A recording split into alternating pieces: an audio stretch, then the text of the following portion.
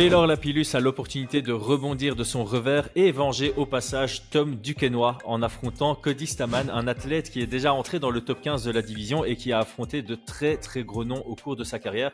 Un combat très intéressant qu'on va vous analyser avec Brian après l'intro. Yo, this is Dustin Poirier. Bienvenue à Fight Minds. sous Fight Minds. Bienvenue sur Fight Minds.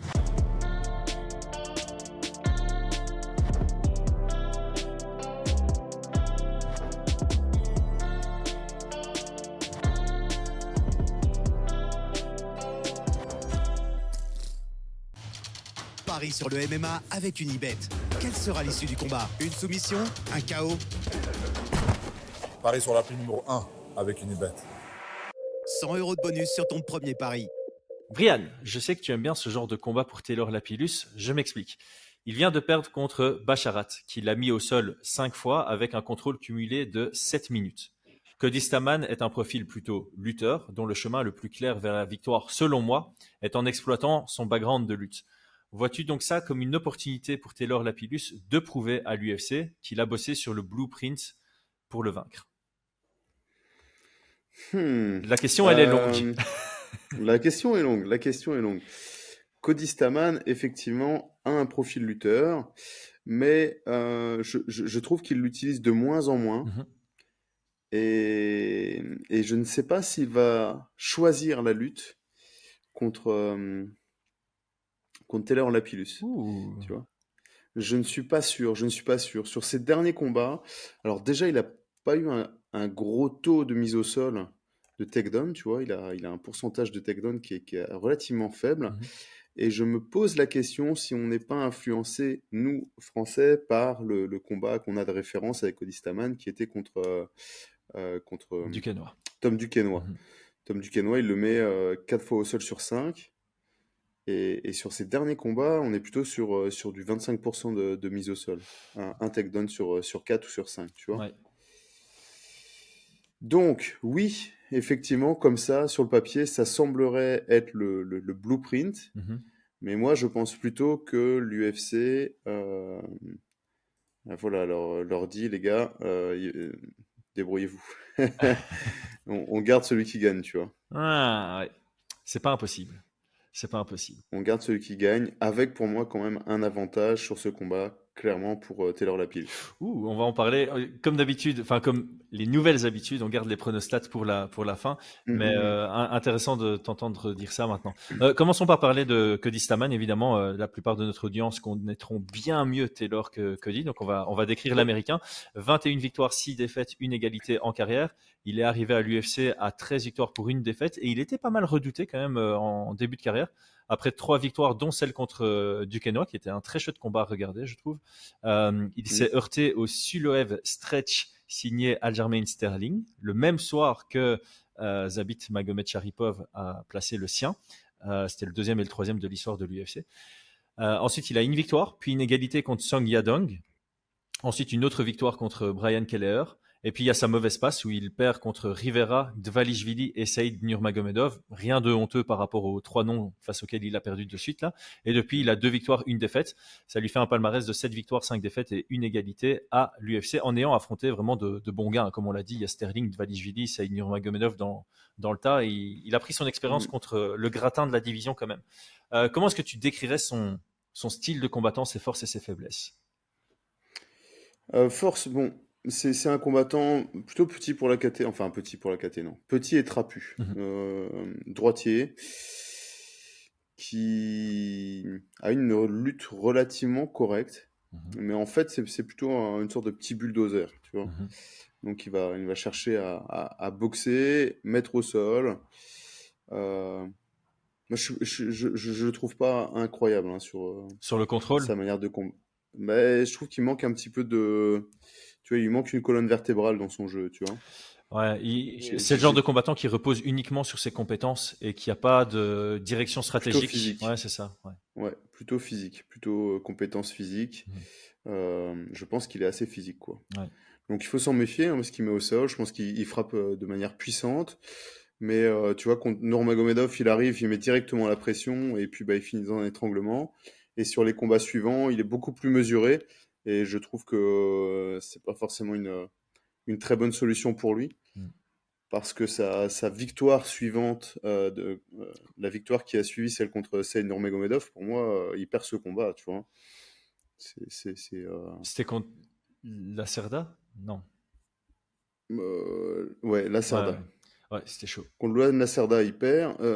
Douglas Silva, la décision, franchement, c'est pas la décision qui est litigieuse, mais il y a une énorme erreur d'arbitrage Dans le dedans. premier round, ouais, c'est un tournoi. Parce qu'il prend le dernier. Donc il prend le dernier, il perd les deux premiers, il prend le dernier.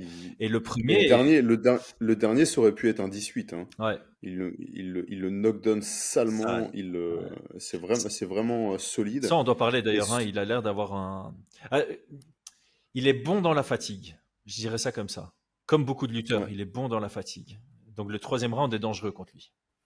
Troisième round dangereux. Premier round qui perd, mais pour une grosse erreur d'arbitrage. Mais vraiment grosse. Ah ouais, ça c'est maison quoi. Pour vous donner le contexte, il obtient un takedown. Je vais pas dire difficilement, mais il prend son takedown. On a Douglas qui cherche à sortir, qui lui met un up kick. Alors c'est plus un push kick. Ouais.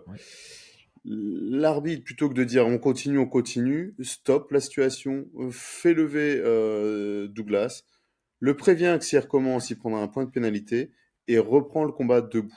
Et quand ça prend, tu vois Stamann qui fait quoi que ce qui se passe, et il repart, et là Douglas en profite et le tape, quoi. Mais enfin, c'est pas correct, tu vois. Vraiment pas. Parce que clairement, ça serait resté au sol. Je pense que Stamann aurait contrôlé cette position et aurait pris ce premier round, et notamment le dernier. Et donc il aurait gagné à la décision. Ouais. Voilà, c'est théorique, hein. Ça se trouve, il serait fatigué, il serait fait mettre KO au deuxième, j'en sais rien. Mais c'était quand même une erreur d'arbitrage, grosse erreur d'arbitrage. Très grosse. J'ai revu ça hier et j'étais là, j'avais complètement oublié. Et c'est très chaud. Alors effectivement, comme tu le dis, le up kick, ça pousse, mais bon, l'arbitre décide d'arrêter. Donc il considère que c'est un up kick, il considère que c'est illégal. C'est celui qui est en dessous qui l'envoie. C'était l'objectif de Stamann de mettre ça au sol. D'ailleurs, l'amener au sol est vraiment très, très lutte, hein, où il switch avec Douglas à l'envers. J'ai bien aimé. Ouais, c'est un fait de match très important qui fait qu'il est sur une défaite alors qu'il aurait pu gagner contre Douglas De Andrade. Moi, j'aime bien sa façon de bouger, je trouve. Tu vois, de se déplacer. C'est pas esthétiquement. Hein. Je parle pas en termes d'efficacité. Tu vois, il est léger sur ses appuis, il fait des petits. Il fléchit un peu, il rentre, il sort, il donne des informations comme ça sur ses déplacements. C'est un peu esthétique, tu vois. Ouais. Mais ça va être important hein, sur ce combat. Parce que il surengage peu. Hein, ouais, il surengage peu, mais il explose bien. C'est pour ça, tu vois, ses déplacements un peu, je suis léger sur mes appuis et tout, ça peut un peu t'hypnotiser. Et puis quand il va exploser, rentrer dans sa distance, ça peut te surprendre. Il était comparé à un moment à Chad Mendes. Il me semble en début de carrière, on le comparait fort à Chad Mendes, mais sans la colonne vertébrale de son jeu, comme tu l'as dit. Ouais. On pourrait le définir comme ça, comme un shoot boxer, tu vois. Il va boxer et puis de temps en temps il va shooter à l'ouvert, il va descendre dans les jambes et attaquer. Ouais. Ouais, c'est beaucoup du power double hein, de base. Donc à l'ouvert quoi. Moi j'ai pris une petite note qui reste intéressante. Encore une fois, ça va pas changer l'analyse ni quoi que ce soit. Eric Nicksick est dans son coin et il était dans le coin de Basharat. Ah oui. Ah, c'est intéressant, oui, effectivement, voilà. Ça j'avais pas noté. Petit détail qui a son importance. Nicksick, il aime bien combattre contre des Français, j'ai l'impression. Strickland, Curtis, Dolidze, il était dans le coin. Ouais. Par contre, il y a un truc qui est important parce qu'on a comparé entre Farid. Farid Basharat et je le vois quand même bien meilleur en lutte que Cody Stamann. Ouais, et d'ailleurs j'ai envie de parler, mais peut-être je sais plus où je l'ai mis, mais plus tard j'avais envie de parler justement de Farid Basharat par rapport à Cody Stamann, mais sur un autre angle aussi. Donc c'est cool qu'on puisse faire ça, ouais. Mais ouais, donc là, je pense que les entrées en lutte de Stamann sont peut-être plus explosives et plus de qualité, mais la lutte en chaîne de Farid est bien plus adaptée au MMA. Ah ouais. Bien plus. Et il a dû lutter hein, pour mettre Taylor au sol. On va en discuter parce que c'est pas anodin non plus que j'ai dit que Stamann était fort dans la fatigue et qu'il fallait faire gaffe au troisième round. Parlons peut-être de Taylor maintenant. 19-4 en carrière. largement au-dessus du niveau hors UFC. Il était d'ailleurs à 3-1 à l'UFC sur son premier run. Aujourd'hui, il est à 1-1 sur son deuxième run. 4 victoires par KO, 6 par soumission, 9 à la décision dans sa carrière. Il ne s'est jamais fait finaliser dans ses 4 défaites. Comment est-ce que tu le décrirais? Gaucher, plutôt striker. C'est un combattant, je pense, qui aime bien. Alors, moi, je le définirais comme quelqu'un qui aime bien boxer sur la boxe de son adversaire, tu vois, Hmm. qui va construire en contrant, en boxant en reculant, par exemple, en aspirant, tu vois. Mhm. Et je trouve qu'il est un peu moins performant en boxe, hein, mais c'est pas une critique parce que c'est extrêmement compliqué de faire ce qu'il fait. Un peu moins performant quand c'est lui qui doit construire sa propre boxe. Hmm. Par exemple, derrière un jab ou en mettant sous pression et tout, tu vois. Moi, je pense qu'il utilise son jab comme... Il a un très bon jab en garde ouverte, ça on va le notifier. Comme un appât, tu C'est vois. ça, comme un appât. Il touche, l'autre envoie et il boxe par derrière. Donc tu ça vois. lui permet de toucher, ça lui permet de marquer ses points, mais il va pas construire, il va pas initier derrière son jab. Donc il va pas construire derrière son jab, il va plutôt toucher, faire en sorte que l'autre soit frustré, peut-être le pousser à surengager ou le pousser à se dire ah, je viens de prendre 3 jabs, il faut que je réponde avec quelque chose. Et au moment où il veut répondre à quelque chose, là il y a le gros contre qui arrive. Donc c'est une grosse qualité, hein. Enfin voilà, de boxer, de construire son propre jeu sans se soucier de son adversaire. Pour moi, c'est rarement une très bonne stratégie, mais d'être capable de boxer sur la boxe de l'autre, bah forcément, Mhm. c'est extrêmement efficace et c'est aussi une des raisons pour laquelle il est à l'UFC et que, comme tu le disais, il a le niveau, il a pas le niveau extérieur à l'UFC, il a le niveau UFC, tu Ouais, vois, clairement. large. Par contre, sur ce combat, ça me posait un petit peu question. Et ça a posé question aussi sur le combat de Farid. C'est que sur Farid, il avait du mal à trouver Ouais. son espace pour boxer dans la boxe de Farid, tu vois. Ouais, parce que Farid a une. Attends, c'est ça que je disais, que je voulais dire, mais je vais le dire maintenant. C'est Basharat, techniquement, il est bon debout au point de pouvoir ennuyer Taylor Lapillus en striking pour obtenir aussi ses amener au sol derrière. Et Ouais, je pense ouais, pas ouais. que Staman a le niveau technique pour ennuyer Oh non, non, du Taylor tout, du tout. Lapillus debout. Donc ça, c'est voilà, quand même Ouais. un gros détail. Et donc, pour continuer avec Taylor, pour moi, c'est un excellent boxeur en contre quand il va être capable d'aspirer ou quand il va être capable de boxer derrière la boxe de son adversaire. Il a une très très bonne défense de takedown. Ouais. Très bonne défense de takedown, ça il l'a prouvé. Son jab est extrêmement rapide. Ouais. Précis sur Les une genoux au bonne corps, au distance. clinch. Ouais. Genoux au corps, ça il faut vraiment, en tout cas, c'est vraiment une de ses grosses qualités. Et alors, dans les points un peu plus négatifs, enfin négatifs c'est toujours pareil, hein, de travailler, de mettre son adversaire sous pression, c'est peut-être là où il est le moins performant, tu vois, de boxer sur le pied avant, entre guillemets. Ouais. Et alors, sa gestion de l'espace, des fois, elle peut être un peu étonnante, tu vois, Ah, moi, je le trouve. dans la cage. Ouais. Ah, de l'espace. Dans ses déplacements, Oui, bah, ok, par ok, exemple, ok. pour Ouais, oui. se déplacer sur sa droite, je trouve que ça manque un peu de fluidité. Et je trouve régulièrement, tu vois, dans le couloir, mais avec un axe où il se fait mettre à la cage, tu vois. Mhm. Pas avec un axe où il va aspirer. Ouais. Tu vois ce que Ouais, je veux ouais, dire? ouais. Donc, parfois, je trouve que ça peut jouer. Enfin, voilà, c'est entre guillemets des axes de progression qu'il pourrait avoir. C'est ça.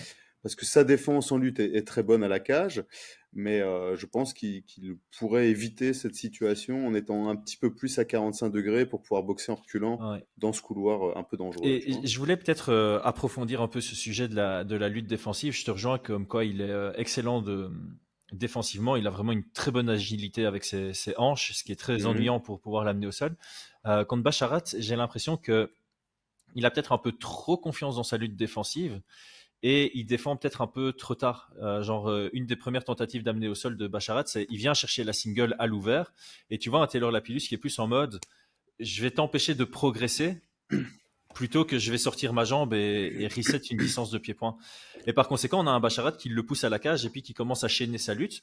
Taylor défend Ouais. bien, mais l'énergie qui a été déployée s'est retournée contre lui plus tard dans le combat. Et donc, je me demande si c'est Ouais, pas intéressant exactement. pour Taylor de se dire, OK, j'ai confiance de pouvoir défendre même la lutte en chaîne de mon adversaire, mais il faut que je défende, que je cherche à séparer l'action à la première étape et pas que je défende Ouais, une et lutte en puis en chaîne, tu fait, vois. t'as même pas besoin de forcément séparer l'action, tu vois. On va réutiliser l'expression, Tu es dans mais l'œuf. Ouais. tu es dans l'œuf les tentatives en étant rarement en position pour être mis contre la cage. Hmm, Et donc, bah là, t'es tranquille. ouais. T'es tranquille dans le sens où, oui, effectivement, si tu as, je sais pas moi, j'ai une bonne défense, je sais comment défendre le triangle. euh, Bah, le truc, c'est que la défense de triangle, c'est bien, mais imaginons que t'as un spécialiste et qui finit par t'avoir, c'est moins bien. Mais par Ouais. contre, si tu ne donnes jamais l'opportunité que l'adversaire soit un bon finisher de triangle ou pas, de pouvoir isoler ton bras et ta tête, bah, la défense, elle est déjà là, tu vois. Ouais, c'est ça. C'est exactement. Tu Et vois. puis, Et donc, ouais. ne pas, entre guillemets, ne pas jouer avec le feu. Tu peux mettre ton système de défense un cran avant, Ouais. en fait. D'autant plus que j'aime bien l'exemple que tu prends avec le triangle parce que tu as aussi on est sur un round serré. J'ai tellement confiance en en ma défense de triangle que je laisse souvent mes adversaires le prendre. On est sur une fin de round, boum, tu défends pas en tuant dans l'œuf, ton adversaire il prend son triangle, il le serre, t'as pas le temps de le défendre, le round est fini. Ça Mm. peut faire pencher la balance. Et ici avec Taylor, exactement, tu sens qu'il a cette confiance de pouvoir défendre une lutte en chaîne. Mais étant Mm. donné qu'il laisse son adversaire chaîner sa lutte, Bacharat a été très efficace dans sa manière de chaîner sa lutte. Il a été en économie d'énergie, mais en prenant ses positions. Et Taylor s'est fatigué. Et plus le combat avançait, plus c'était compliqué pour Taylor parce qu'il y avait une différence d'énergie. Et là, je suis dans la spéculation, mais je pense que la différence d'énergie, c'était parce que c'était plus fatigant pour Taylor ces situations de grappling que pour Bacharat. Mm. Et Mm. par Mm. Ouais, conséquent, tout a à fait. posteriori, c'est facile de le dire après évidemment, mais une des leçons à tirer, c'est ça. C'est ok, je suis à l'aise dans ma lutte défensive, mais c'est pas pour autant que je dois laisser mes adversaires travailler dessus. Parce que c'est aussi une opportunité de stall. Tu vois, c'est une opportunité de. Tu mets un gros low kick à Taylor, tu le touches 2-3 fois avec ton jab, il t'a pas beaucoup touché, boum, tu shootes en lutte, tu viens Tu gagner une bloques, ouais. minute et puis tu resets. Voilà, tu as gagné une minute, c'est une minute de temps en moins pour Taylor de rattraper un retard dans un round. Ouais, je suis entièrement d'accord. Je suis entièrement d'accord. Et tu sais, on peut avoir des décisions qui peuvent être Ouais, ennuyantes, quoi, tu vois. clairement, Ennuyantes. clairement. Mm, mm. Euh, Tu te rappelles son combat contre Lofran, il le gagne, mais comme tu dis, à deux trois coups près, enfin, ça restait un combat euh, qui- on aurait pu avoir des juges ou une frappe en plus et des juges qui mettent de l'autre côté de la Ouais, balance, tu c'est ça. vois. Je pense qu'on peut pas revenir sur la décision parce que la décision, elle est Non. 100% correcte. Je sais que sur Twitter, il y a des Ouais. gens qui étaient là, non, Taylor a perdu et tout. J'étais là, les gars, comment. Par contre, je te rejoins. Les rounds étaient, comment on dit, compétitifs serrés, mais clairement pour Taylor. Mais c'est pas Voilà. parce que je dis clairement qu'il avait un. Mais ça veut dire que des petits ajustements Voilà. auraient pu faire qu'il n'y aurait pas eu de discussion possible, tu Ouais, vois. voilà. Je pense. Parce qu'effectivement, Lofran, il bloquait et ça pouvait être ça. Moi, je trouvais ça pas risqué en soi, mais voilà. Ça aurait pu être évité, entre Ouais, c'est guillemets. ça. Si tu évites ça, en fait, Mhm. tu te garantis d'être plus clair, d'être plus convaincant dans la prise de round par rapport au juge. Et on en a encore parlé avec Costa contre Strickland. Quand tu as des rounds qui sont assez serrés, pour peu que tu aies deux juges qui sont sur un angle qui favorise pas tes actions, ça peut se retourner contre toi. Ouais, ouais, ouais. Surtout. Ça se passera où ce combat-là d'ailleurs? Saint-Louis, Louisville, c'est pas un truc comme ça? Mhm. Ouais. Bah Aux surtout, États-Unis, quoi. j'ai Ouais. envie. Ouais, enfin non, j'ai pas envie de dire ça, mais voilà, on peut des fois en plus avoir l'avantage local au niveau, enfin une sorte d'influence au niveau des juges quand tu es dans un événement local, c'est un peu serré et les gens crient dès que Ouais, le local a un avantage et perdent un combat bêtement parce que les juges ont été un peu influencés par le public. C'est des choses c'est inconscient, mais on en avait parlé, je Ouais. sais plus dans quel podcast, mais tu l'avais dit que ouais, c'est impressionnant de temps en temps. Tu as juste le public qui est derrière un combattant et en tant que juge, ta perception de OK, il l'a frappé, tu as Ouais. tout le public qui a crié, ben Mm, mm, voilà, mm. ça joue. Ah, c'est une belle frappe du coup. On, on- Ouais, on en avait parlé sur le combat de Morgan Charrière, Ah où ouais. moi j'avoue que c'est un argument que je ne prends pas en compte dans les décisions des juges, mais quand on voyait les caméras, tu vois, du public, à quel point c'était proche, à quel point il y avait une sorte enfin voilà, tout le monde parle américain, c'était que des Américains et tout, et une sorte de connivence. Mhm. Tu te dis, mais comment tu peux, en tant que juge, être 100% neutre? C'est impossible, tu vois. C'est comme commentateur. Il y a une sorte d'énergie comme ça qui est transmise, et effectivement, tu ne peux enfin voilà, pas mal juger, mais c'est c'est inhumain de ne pas être biaisé, tu vois. Ouais. Je me demande s'il y a des études là-dessus, mais je crois qu'effectivement, c'est très très complexe d'être à 100% neutre. Et sur des combats serrés, il y a des petits éléments qui peuvent faire que. Et c'est dans l'intérêt de tous les combattants d'éviter d'avoir des combats serrés, surtout quand c'est dans leur contrôle. Parce que de temps en temps, Ouais, voilà, tu ouais, as un ouais. combat serré parce que le combat est serré, mais de temps en temps, tu as un combat serré juste parce que voilà, tu prends tes points en début de round et puis tu laisses l'autre un peu te lutter à la cage, mettre quelques Mm, coups de mm, mm. genoux et après le combat, tu dis, ouais, j'aurais clairement pu éviter que ce combat soit si serré. Maintenant, je perds par split, c'est dommage. Mm, mm, mm. Ok, passons à la partie game plan du côté de Taylor. Quelles seraient tes recommandations? Alors, sur mes recommandations. Donc, moi, ce que j'ai un petit peu peur avec Cody Stamann, c'est son manque d'engagement, tu vois, dans sa manière de boxer. Et c'est vrai que, comme je disais, je trouve que Taylor Lapillus est très très bon pour pouvoir aspirer et boxer, tu vois, un peu en reculant. Euh, donc, je pense soit il va devoir vraiment travailler sur sa capacité à mettre un peu de pression et boxer en mettant sous pression. Mhm. Soit on aura un Cody Stamann qui va vouloir avancer, il va devoir l'aspirer, tu vois. Ouais. L'aspirer en se déplaçant donc sur sa gauche plutôt. Reprendre son centre à chaque fois, aspirer, reprendre son centre, aspirer, reprendre son centre.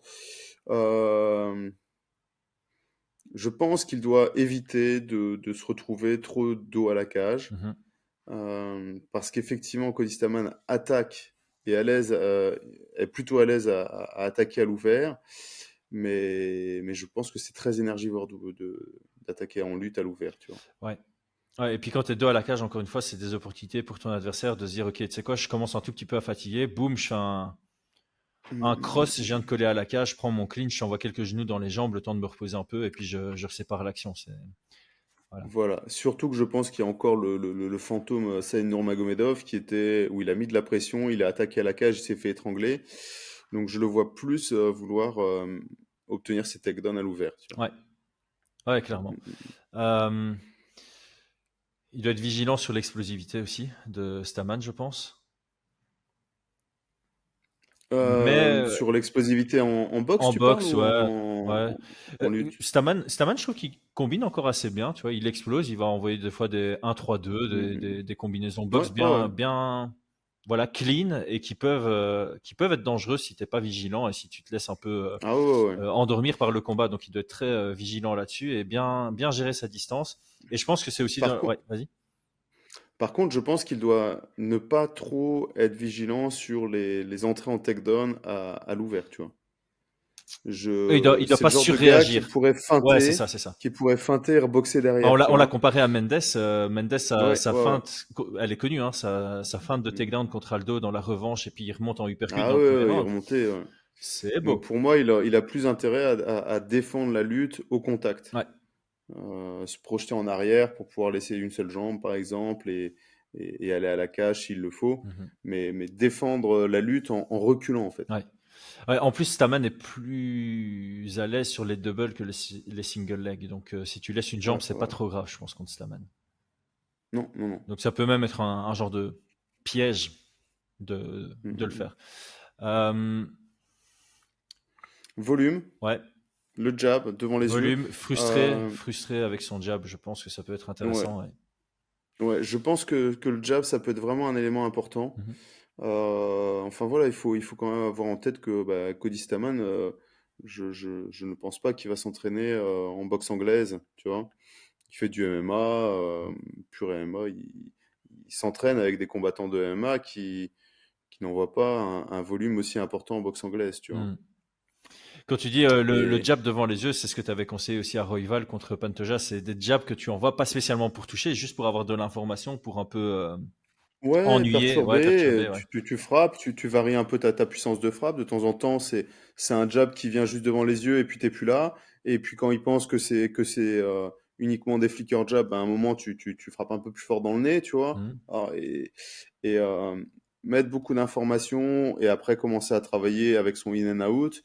Je pense qu'il y a un chemin qui peut être intéressant là-dessus. Et j'aime bien ce que tu dis, puisque tu vois, c'est un peu donner des informations pour perturber. Donc, de temps en temps, tu as de flicker jab et puis tu n'es plus derrière. Donc, il se dit, OK, quand il envoie son bras arrière, en fait, il se déplace derrière. Et puis, de temps en temps, bah, tu ancres vraiment ton bras arrière, tu envoies un gros jab Mm, mm, dans le mm, nez. mm, mm. Est-ce qu'il y a ça aussi avec les déplacements et les contres?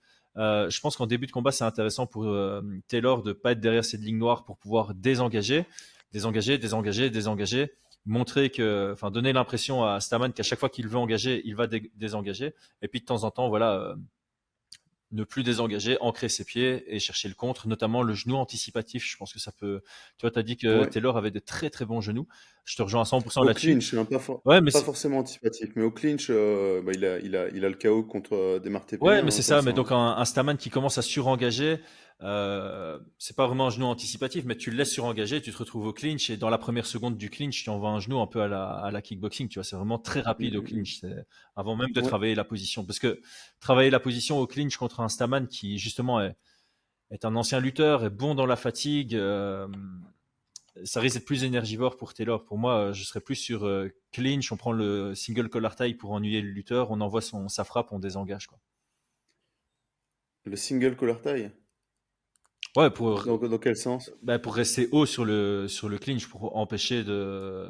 Enfin, Ah, oui. d'accord, ouais, ouais, ouais. Ouais, ouais, Donc, clairement. donc voilà, je pense qu'on a fait un bon tour pour Taylor. Tu avais quelque chose d'autre Je ou pense, hein. Ah oui, moi j'ai mis quid low kick. Je pense que Staman est très très sujet au low kick, mais là on est en garde ouverte. Donc je sais pas trop si ça doit faire partie de la strat. Faut voir, faut voir. Ça pourrait être plutôt les kicks à 3 étages, tu vois. Le kick intérieur, Hmm. ou même calf kick intérieur avec la jambe arrière, regarder vers le bas, remonter à la tête, front kick, tu vois, à utiliser, pourquoi pas. Ouais, les front kicks. Ouais, contre Euh, quelqu'un de plus petit, un front kick, genou à la ouais. tête et uppercut, c'est intéressant comme arme. Pour revenir au début de ta question, je pense que c'est vraiment un combat qui est intéressant pour les deux, tu vois. Mhm. Sur l'UFC, leur envoie clairement un message. Ok, là tu as un adversaire qui va vouloir te lutter. Prouve-nous que tu es capable de l'outstriker, tu vois. Et pour Cody Stamann, c'est la même chose. Ok, tu as un bon striker. Prouve-nous que tu es capable de l'out-wrestler, tu vois. Ou de le C'est un peu surprendre, ça, ouais, c'est quoi. ça, ou de le Ou surprendre. de le Ouais, surprendre en boxe très explosif, tu c'est vois. ça. Mm, Ouais, c'est mm, pas mm. mal. Du côté de Staman, donc moi j'ai noté viser de l'avoir à l'usure, chercher à l'étouffer, ne pas hésiter à stall, au clinch, à la cage pour fatiguer. Et voilà, face à un technicien, il y a toujours ce côté, essayer de transformer ça un tout petit peu en dogfight, sans exagérer, tu vois, sans se laisser absorber, mais voilà, essayer de créer de l'échange par moment, debout. Euh, Moi, je pense qu'il doit travailler sur sa meilleure compétence, qui est de boxer en luttant et de Ouais, lutter en boxant, tu ouais. vois. Je pense qu'il doit faire ouais, dirty boxing, du shoot boxing, c'est-à-dire rentrer, changement de niveau, oh, feinter une saisie de single leg, envoyer un overhand, travailler sur du shift. Donc mettre de la pression. Moi, je l'ai dit, je trouve que Taylor, de temps en temps, quand il sort sur sa droite, il reste dans la même garde, tu vois. Et donc c'est un mouvement qui est un peu euh, pas très efficace, quoi, Ouais. tu vois. Il change pas de garde pour aller sur sa droite, et donc on peut avoir des feintes, puis remonter à la tête avec un large crochet. Ce genre de choses peuvent être, et puis comme tu l'as dit, mettre de la pression, pas trop descendre la tête, parce que si il commence à utiliser un jeu comme ça, effectivement, Taylor devra utiliser les genoux, tu vois, enfin, Ouais, ouais, anticipatif, ou même pour faire passer un genou juste devant le visage, tu vois. Tu descends, et puis tu as un genou qui passe, tu dis, bon, bah, je vais peut-être pas descendre dans les jambes à ce moment-là, quoi. c'est clair. Tu vois. Euh, je pense qu'il doit, je pense qu'il doit chercher un peu le combat. T'as dit dogfight, c'est ça, hein? Ouais. Je pense que ça pourrait être une solution. En, en fait, t'as Et ce. Ouais, surtout, vas-y. mais par contre, j'aime pas trop la recherche du clinch à la cage pour Cody Stamann. Je pense que ça va être aussi énergivore pour lui. Je pense qu'il n'a pas un gros taux de takedown quand il est à la cage. Et je pense qu'il doit être plutôt sur des takedowns un peu réactifs, quoi. Ouais, je pense que c'est là où ça va fonctionner, mais le stall à la cage, c'est plus dans l'optique de fatiguer. Et quand je dis fatigué, c'est pas spécialement que Taylor. Je pense que si les deux sont fatigués, ça ira à l'avantage de Stamann, qui me semble avoir un style plus adapté à un combat où les deux accusent un peu le coup, tu vois. Taylor, il a besoin de ses Alors moi, déplacements. ouais. Taylor a besoin de ses déplacements. Taylor a besoin de sa vitesse dans son jab. Si les deux sont fatigués, bah, ses attributs diminuent, alors que Stamann, bah, il peut être performant, tu vois, à coller, à chercher à amener au sol. Il a encore sa puissance de frappe dans la fatigue. On l'a vu contre Douglas dans son dernier combat. Ouais, mais est-ce que tu trouves qu'il a un bon, qu'il est capable de frapper au clinch, marquer les esprits? Parce que franchement, au clinch à la cage, Ah je vois ouais, Taylor être les capable genoux. Mhm. de mettre des genoux au corps, de menacer les soumissions, de sortir, frapper en sortie de clinch. C'est vrai, Euh, c'est vrai. Mais Même si on a dit que c'était peut-être pas le chemin le plus safe pour Taylor de l'emporter, Mhm. pour moi, c'est la même chose de l'autre côté.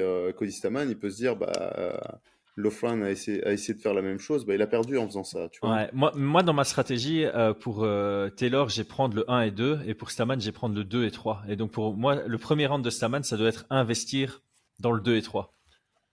Ah ouais. Ouais. Ah, intéressant, intéressant. Moi, je serais Stamann, je laisserais pas prendre le premier round. Ouais, Aldric en parle souvent quand t'es le lutteur face à un striker, prendre le premier round est toujours intéressant pour mettre la pression sur les épaules Ah de ouais. Taylor, comme Basharat l'a fait en fait. Basharat, il a Moi, voulu ce premier round à tout prix, il l'a ouais. pris et ça devenait compliqué pour Taylor. C'est vrai que c'est intéressant de le Ah, faire. et puis le 3, avec la fatigue, si t'es lutteur, tu prends ton premier round. Ça veut dire que l'autre, il doit prendre le 2 et 3. Le 2, il va peut-être vouloir accélérer un petit peu. Ça veut dire que tu peux plus facilement le mettre au sol sur un takedown réactif, tu vois. Hmm. Et le 3, tu commences à avoir des meilleurs timings, la puissance de frappe est moins importante.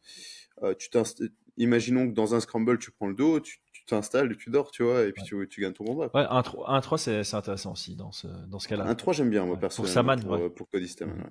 Mais clairement, pour Taylor, je pense 1-2, ouais. il doit s'imposer sur le 1-2, ouais, clairement. Et donc, 1-2, de- et s'il a le 1-2, je le vois prendre aussi le 3, ouais. quoi. Dans ce cas-là, La fin du 3, le premier est crucial. Le premier round est crucial. je Euh, pense. Je pense. ah ben, ça nous amène au pronostat. Donc, c'est un combat préliminaire, donc on n'a pas les cotes sur notre sponsor unibet.fr. À l'international, c'est assez respectueux pour Taylor Lapillus. Il est vu comme favori à 60-40. Est-ce que tu t'alignes à ça? Oui, je m'aligne à ça. Mhm. Je pense que, Taylor favori ouais. 60-40. Moi, Ouais, ouais. moi, si je dois pencher d'un côté, je devrais plus pencher vers le 55-45 que vers le 65-35. Euh, Ah, oh non, non. Toi, plus sur le 65-35? En fait, le truc, c'est que je pense, ça c'est un truc, je pense que si Staman gagne, c'est qu'il va chercher la victoire à l'arrache, que c'est un combat compétitif, que c'est serré, alors que j'ai plus de facilité à voir Taylor s'imposer en maîtrise du combat. Mais c'est pas pour autant que la probabilité d'un Staman qui y va et qui s'impose dans un combat compétitif est en dessous de 40%, tu vois. Euh, pour être honnête, Cody Stamann, je trouve qu'il est. J'ai pas l'impression, je le vois pas euh, de recherche de progression sur ses derniers combats, tu vois. Ouais. Effectivement, il a pas à rougir, tu vois, mais tu vois, contre Luan Lacerda, je trouve que sa décision, sa victoire, elle est un peu étonnante et je trouve qu'il a pas fait le taf, quoi. En fait, Il était, ouais, là où tu peux me convaincre, il était ultra favori et franchement, ouais, c'était pas convaincant. c'est- c'était pas convaincant du tout, tu vois. Hmm. Donc c'est pour ça que, En fait, c'est vrai pour moi, je trouve que que là où tu peux me convaincre sur le 65-35, c'est ce que tu as dit plus tôt, que Distaman manque de colonne vertébrale dans son jeu, alors que Taylor Lapillus a une approche un peu plus calculée, stratégique. Et ouais, donc là, ouais, ouais, ouais. là, ok, je pourrais pencher alors sur le 65-35. Mais du Je, coup, je je, pense je que le trouve que, 60-40 est bien défini.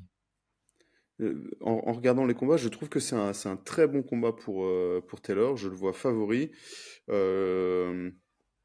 Non, je vois vraiment passer ce combat-là. Je pense pas que Cody Stamann fera les ajustements, tu vois. Je pense pas qu'il arrivera forcément avec un gros game plan ou des trucs comme ça. Il n'a pas montré réellement sur ses combats ni une évolution, ni une volonté d'avancer, de progresser, tu vois. Ouais, c'est vrai. Ce qui est bizarre, hein, parce qu'il y a l'atout Nixic dans son entourage. Donc, Ouais, mais après, encore une fois, ça dépend. ouais, ça dépend évidemment. Ça dépend des combattants, de ce qu'ils ont envie derrière. Ça se trouve, il a une petite vie, c'est cool. Il combat tous les 3-4 mois, il fait son billet, il s'entraîne, c'est la belle vie. Voilà, c'est tout aussi respectable. Mais je pense que je ne le vois pas faire une performance. Pour moi, pour gagner ce combat-là, il doit vraiment arriver super sérieux, bien concentré, avec un bon game plan et la vouloir cette victoire. C'est ça, aller la chercher. C'est ça que je dis, mais je pense pas que ce soit improbable qu'il le fasse. C'est pour ça que c'est pour ça que le 60-40 me semble. Parce que le 60-40 pour moi est juste. J'aime bien toujours partir du principe que les deux combattants viennent à 100%. Et donc là, j'ai envie de partir du principe qu'on va avoir un Stamann motivé, bien préparé, etc., etc. Et donc c'est pour ça que je pourrais même, tu vois, d'un point de vue purement skills, dynamique de combat, les styles font les combats, je pourrais aussi pencher un peu plus vers quelque chose de plus serré que 60-40. Mais Taylor mérite son statut de favori. Oui, Taylor, là-dessus, je pense qu'il y a pas trop de débat. Enfin, dites-nous en commentaire si vous voyez quand même Cody Stamann au-dessus, mais pour moi, il n'y a pas de débat. Je suis sur un 60-40, mais sur l'idée de quel côté je mettrais, si j'étais plutôt sur un 62-38, je verrais plutôt pour cette raison-là, tu vois. Pour cette raison je pense qu'on aura un Taylor qui va arriver très très bien préparé. Et de l'autre côté, je suis un peu moins sûr concernant Cody Stamann.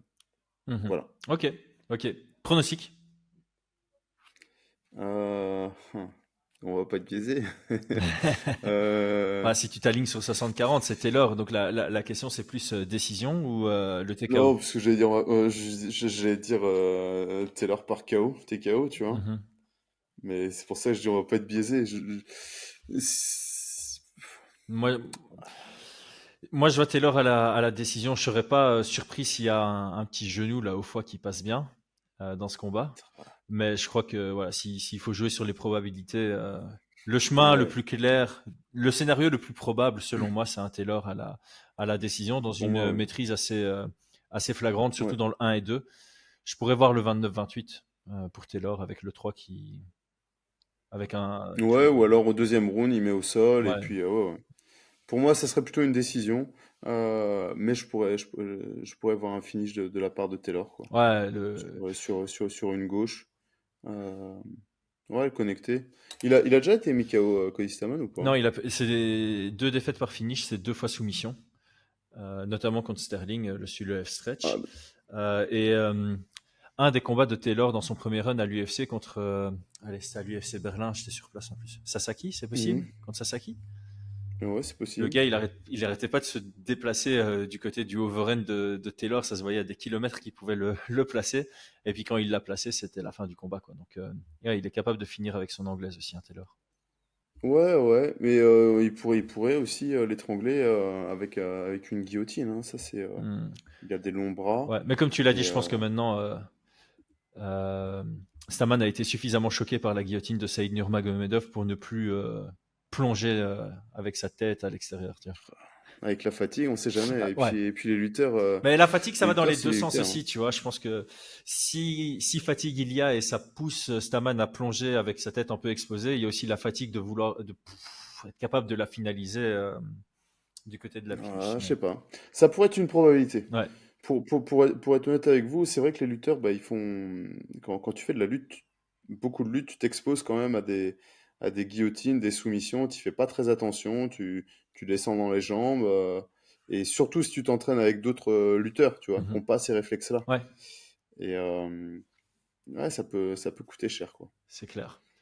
Mais oui, décision, je pense, décision, et j'aimerais bien voir un finish, bien évidemment. Et je pense qu'il pourra arriver. Parfait. Brian, un tout grand merci. Merci à tous d'avoir écouté jusque-là. Pensez à vous abonner, le petit like, le petit prono en commentaire. À très vite. Ciao. Ciao.